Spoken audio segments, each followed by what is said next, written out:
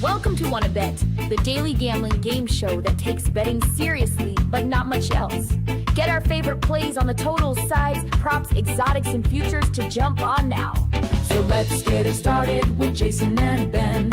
Let's get it started with Jason and Ben. Let's get it started with Jason and Ben. Subtitles som kräver konsoldator konsolferino. Let's get it started with Jason and Ben. Let's get it started with Jason and Ben. Welcome to Wanna Bet. Happy Friday. I've had happier, but I guess I've also had worse. I'm Jason. That's Ben. This is Mr. Bungle. Ask somebody. That is Mookie Blaylock. And this, unfortunately, is Kylie the Mook Kangaroo. I come out when you mook your bets. I speak kind of Brit, even though I'm an Aussie. Aussie, Aussie, Aussie. Oi, oi, oi. Throw another shrimp on the barbie. What do they say in those Outback commercials? Bloomin' onion. Bloomin' onion's always good. I like the bloomin' This onion. wanker fed me a bloomin' onion, and I pooped all over his bets. Yesterday sucked. Bad. It sucked. I think what hurt me the most, Beltway Ben, and I got to be honest, I was already so just sort of worn out by the demise of the Washington Post, by the state of affairs in this world, and by my shitty night betting, that I went to sleep at halftime of that Suns game because, like, I just knew it wasn't going to go my way. However, if you had told me it wasn't going to go my way because they scored 15 points at home against the Warriors in the fourth quarter, I would have said, nah. Like, shit's messed up, but it's not that messed up. If they had scored 20 points at home in that fourth quarter against the Warriors G Leaguers, Ben, we at least hit the plus 200 same game parlay, because 20 points in the fourth quarter would have got them to 102 in the game. That would have been enough. 102 at home would have been enough. Like, Gillespie sucked, but I told you he was going to take 9 or 10 of them, and he hit 3 out of 10. And Booker wasn't great, but he was Booker's out. Brooks. Who am I blanking out on? Brooks. Yeah. Was going to get to 20, but it was just a terrible night, man. One of the CAA overs came down to a basket. The other one wasn't even close. Denver Pioneers wasn't even close. It was a terrible night, Beltway Ben. Yeah, it was utterly pathetic on my end as well. More than just the show. I mean, I played the Pistons a few different ways against the Wizards. They were attached to almost everything I had. Even with Tobias Harris out, I thought it'd be fine. And all of a sudden, Jalen Duran gets hurt in the first half. He sits, so that screws me. Cade Cunningham has 31, 8, and 8. Like, dude, couldn't have got 2 more rebounds or assists. And that was just a pathetic showing overall. Royce O'Neal, that was the worst read of all time. He was the only dude on that team not grabbing boards. And I stayed up for that game. If you would have seen the shots that Brooks took down the stretch, I mean, I'm sitting there rooting for the money line at least, because I'm like, oh, God, here comes a comeback. But just give us a money line for that cash. Dude, his shots down the stretch were utterly pathetic. I mean, it was actually hard to watch. That one was pretty frustrating. Embiid got us minus 205 cash because Luka left in the first half, so we got our money back for him. But Embiid still was able to score 25-plus points like I thought he would be able to.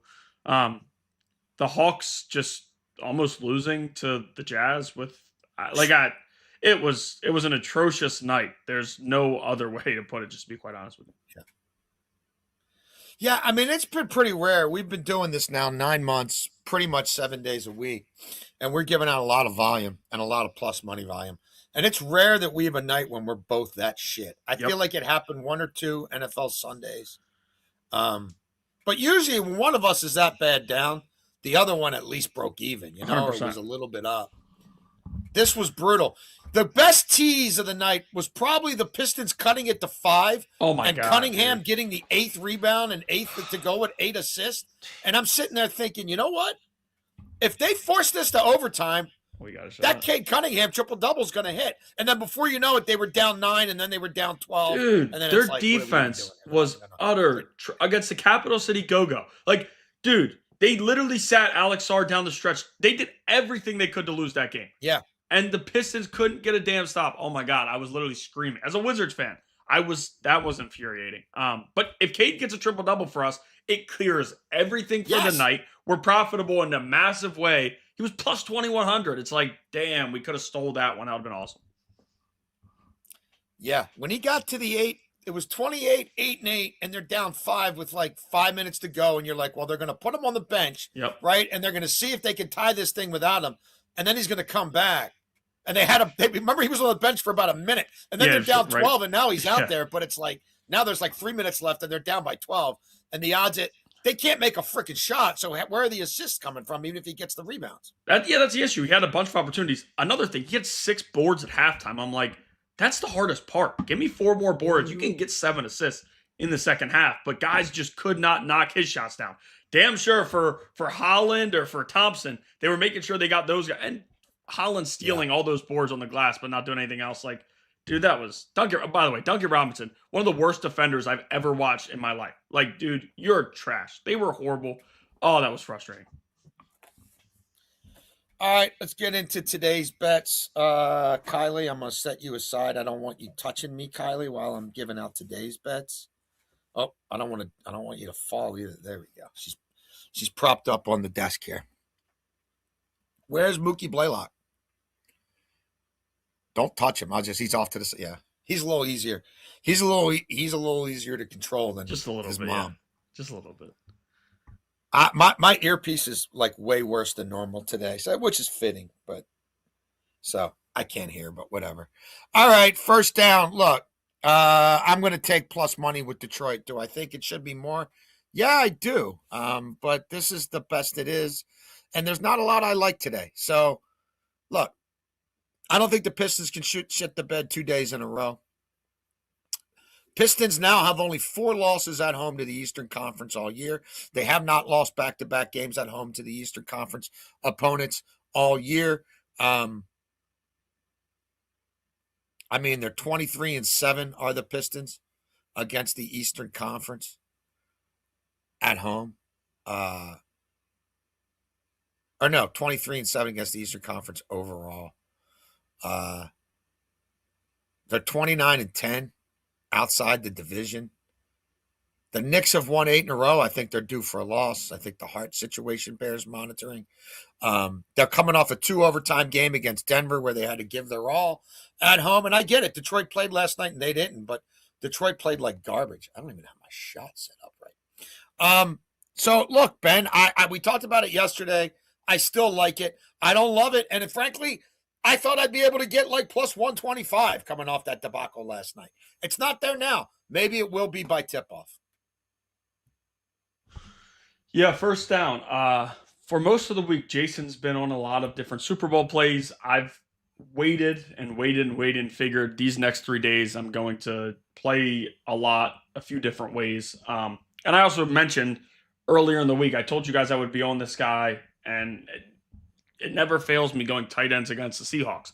Hunter Henry over 39.5 receiving yards at minus 110, and we'll also play him over 3.5 receptions at minus 128.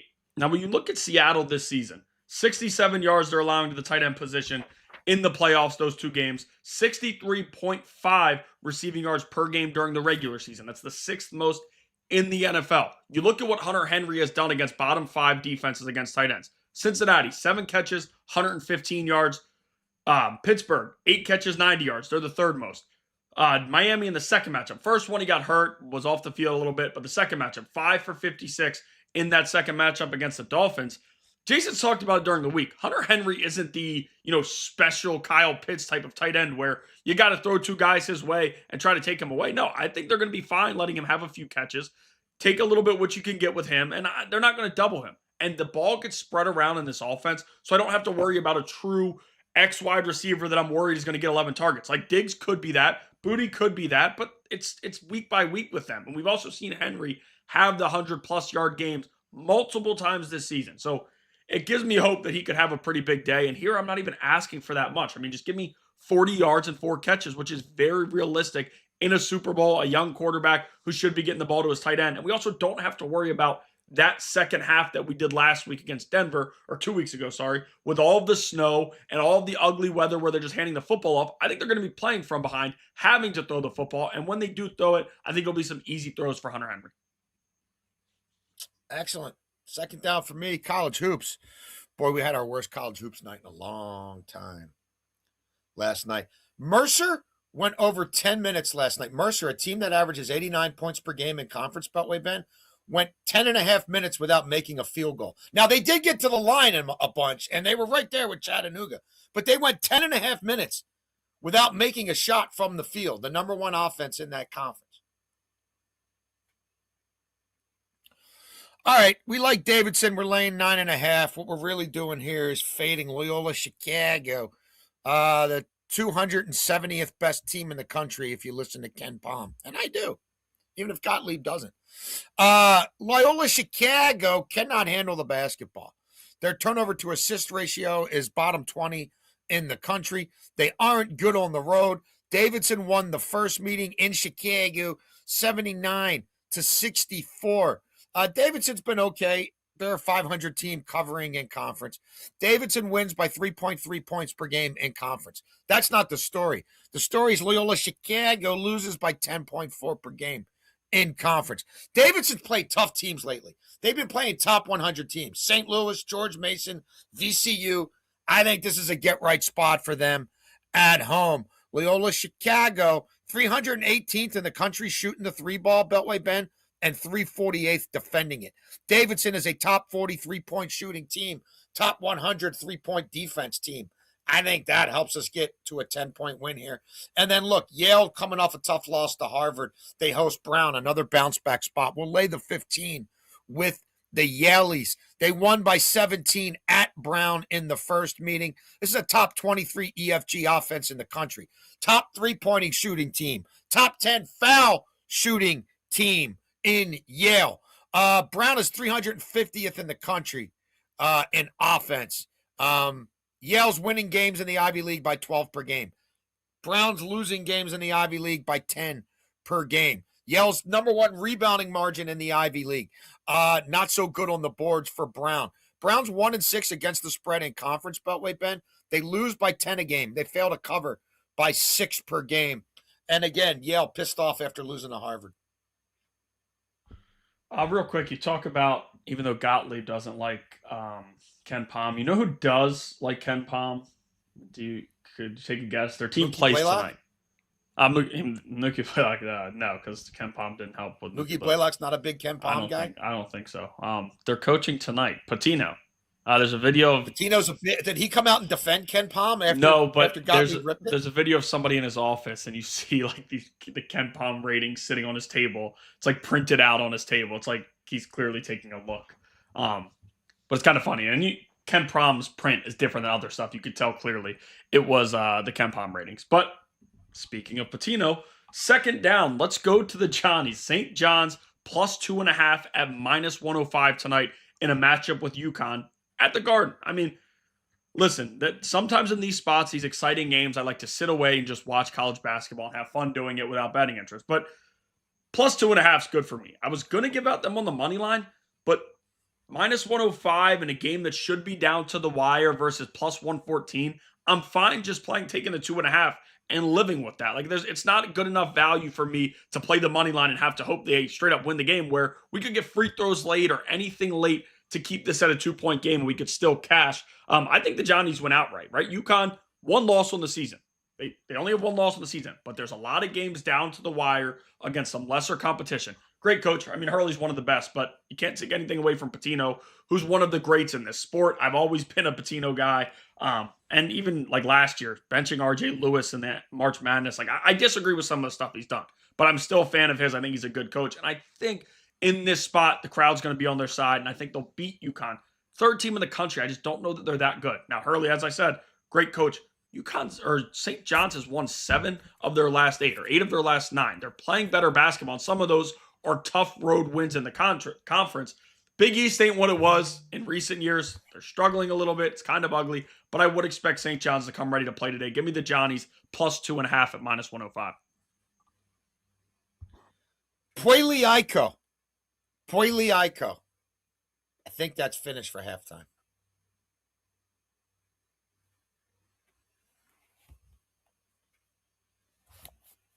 Hope you enjoyed that commercial. I think I had I don't know if we all get the same commercials. I had a healthcare one yesterday. USG or something, UGH or something. I don't know. Mine was for healthcare. I hope you had a good halftime commercial. Don't know where that money goes, but not in my pocket. It ain't helping to pay Kylie. Kylie eats a lot. Full-grown kangaroo eats more than you think. Third down. Look, I think Dominic Calvert-Lewin is overdue to score for Leeds United, and I like him at home this afternoon against the Nottingham Forest team that isn't great on the road and does concede a lot of goals. Look, plus 155 at the FanDuel. I think there's a lot of value here. Calvert-Lewin hasn't scored in a couple matches. He has hit the crossbar. Well, he has hit the post. He's been robbed a couple times on well-placed headers that a keeper gets a fingertip to. He's still in the 97th percentile of all Premiership players in expected goals. He's in the 93rd percentile in expected goals at home. Leeds have scored 19 times at Ellen Road this year. Forest on the road, 12 matches, have only kept 3 clean sheets. They've conceded 17 times in 12 games. Look, I fancy this guy and how he puts the ball in the back of the net. And again, I think he's a little bit overdue, and we're still getting over $1.50 to 1. Are we? Has he screwed us a little bit of late?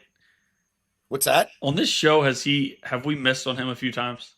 We have. We've hit on him a few times too. Have we? I thought we should write him down. I feel like there's been the last few times. Look, after last night, you can well, I don't have much to say after last night.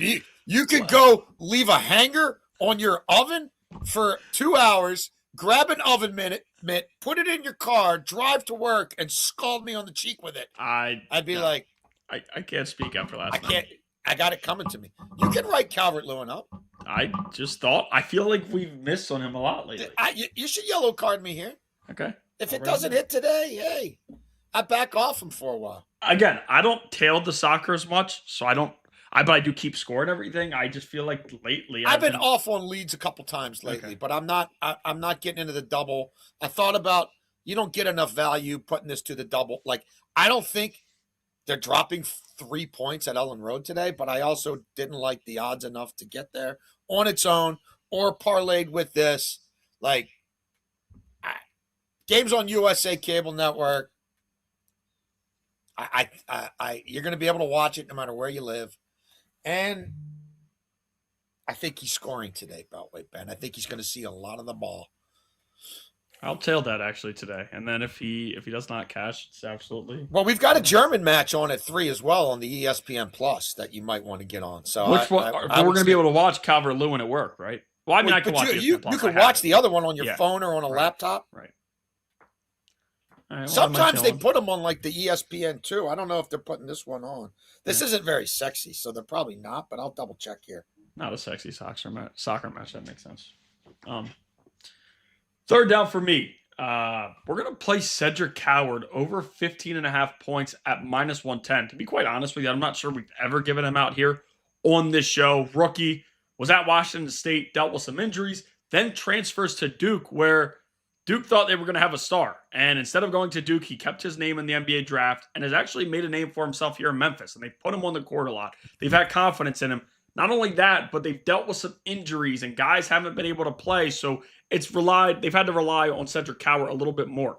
Here in this spot, though, you're facing a Trailblazers team that's struggling defensively. Bottom 2 in the NBA over their last 6 games. As I said before, Memphis is dealing with a lot of injuries. They just shipped a bunch of things out. And what they brought back that's probably going to play is more defensive help. It's not really anything that can score. Coward averaging just 13.6 points per game is not over this in 4 straight games. But if you look before that, he's been able to go over it. 17 in multiple games, 21, 16. In January, he got over this a little bit. And some of those games he was playing with Jaren Jackson and Ja Morant and those guys. And then you take it back even another month, back to December, he was able to get over this a little bit as well. You separate when Ja and Jaren played versus when they didn't. we saw Coward take a leap scoring, a lot more opportunities for him, of course. I mean, 12 to 18 shots in some of those games without him. I think he'll have that again here tonight. So give me Cedric Coward over 15.5 points at -110. Excellent. My fourth down is fourth and short. It's not particularly weird. It's a guy who's appeared on this show a lot. And yeah, he didn't cash last weekend, but he's cashed for us a lot. And we really like him in this spot. Stuttgart's in great form. Dennis Undav is probably the hottest striker in die Bundesliga right now. Yeah, even hotter than hat-trick Harry Kane. We like Undav. First goal plus 475. DraftKings has this price better than anybody else. We also like Undav anytime goal plus 160. Also at the DraftKings best price. I guess it's not a shocker that they'd both be from the same place. Look, he scored in 11 of his 16 matches this season. He scored 3 of the last 5. Over the weekend, he had tough luck. He fell down having a clear strike at goal. He hit the bar once. He went short side when he had a gaping wide side of the net once. But he had plenty of chances to score for Stuttgart. They are hosting St. Pauli. St. Pauli have scored first once in their last 6 games. They're a team that usually doesn't score to the second half. They concede the first goal a lot. And Stuttgart at home with an informed Undav, we just think is going to be too much for them to handle.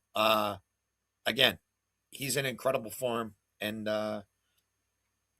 that's pretty good value. That match is tomorrow morning, 9:30.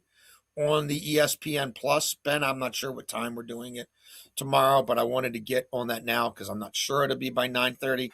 And the Union Berlin-Frankfurt match that I'll be talking about in a minute. Yeah, it's only on the ESPN Plus, so you'd have to watch it on the app or whatever. Fourth and weird is where I'm going, and I don't like doing juice plays that much. And this one, there's a lot of juice, but we're going to play Miles Turner over 4.5 3-pointers attempted. 3-pointers attempted at -160. Bet365 is where I got this. He's been over this a bunch. And the last time they faced off, I know it was in Indiana, but he went over this number. And the one thing with him, spent time in Indiana. I don't know that they moved on from him. It was more him wanting to leave, signing for more money. But he gets a matchup against a bunch of guys that he used to play against. And when you look, they add Zubats. Okay, Zubats ain't defending you out at the 3-point line. Probably won't even be on Miles Turner as much.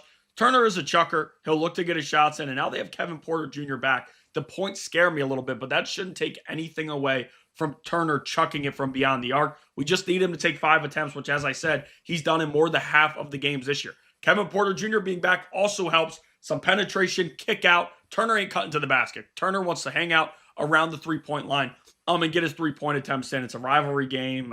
You know what this matchup is. A lot of guys there talk down on him, whatever. He wants to show them up. So I think he'll take the enough 3-pointers to get us over this number, even with the juice. Again, I don't love playing -160s, but in this spot, you can't alternate 3-point attempts in spots. I mean, there's only one book I found you can even take the 3-point attempts, and with that, they're giving us this, so I have to take it. If you want to wait until 3 p.m., you'll probably be able to get 5.5 at plus money or something close to it, but I'm fine taking the 4.5 for -160 for now. All righty. Overtime. Let's get to bad Bundesliga. Frankfurt matches. Madness. Union Berlin. Not the highest scoring team in die Bundesliga, but we love the over 2.5 here. This was at plus 125 a couple days ago, and we jumped it. And I really was like, why is there plus money? Well, guess what? It ain't anymore. We're here at match day, and the best you're going to find it is -114 at the FanDuel Frankfurters. 6 of their last 10 matches are over 2.5 total goals. I'm sorry, that's just at home. 6 of their 10 home matches over 2.5 goals. Frankfurt, their home matches average 3.5 goals per game. Union Berlin have kept just 2 clean sheets in 10 road matches. Union Berlin road matches average 2.7 per game. Union Berlin's last 9 matches overall in die Bundesliga, 6 of those have gone over the 2.5 total goals. Union Berlin have allowed 6 goals in their last 2 matches. Eintracht Frankfurt's, obviously, they can't defend at all. Eintracht Frankfurt's last 5 Bundesliga matches, we're not even talking about the Champions League where there's like 7 and 8 goals. Eintracht Frankfurt total goals last 5 matches. 4-4, 6-5-6. We also have a Bundesliga parlay.